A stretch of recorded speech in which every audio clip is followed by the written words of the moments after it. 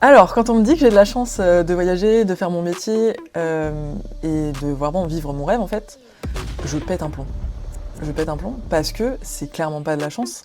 Moi, je le dis toujours, la seule chance que j'ai eue, c'est de naître à Paris, de parents dans une bonne situation et après d'avoir une bonne éducation. Après, tout le reste, c'est une question de choix.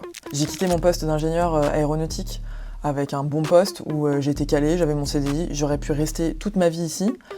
Et j'ai quitté ça pour un truc inconnu, avec un concept qui n'existait pas, avec zéro.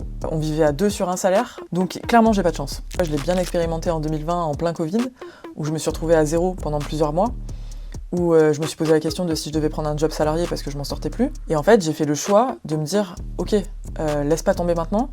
J'ai fait je sais pas combien de visios par jour pendant des semaines et des semaines pour prospecter, alors qu'on m'a dit mais pourquoi tu fais ça, il n'y a pas de voyage. Et j'ai dit oui, mais là je prépare l'après en fait. L'après il était peut-être dans 6 mois, il était peut-être dans 2 ans, et il a été dans 2 ans. Et pareil, j'ai jamais autant communiqué qu'en 2020. Sur les réseaux sociaux, j'ai jamais été aussi présente, et c'est là où j'ai créé du lien avec les gens. Et ça encore, c'est une question de choix. Et là, qu'on vienne pas me dire que j'ai eu de la chance, quoi.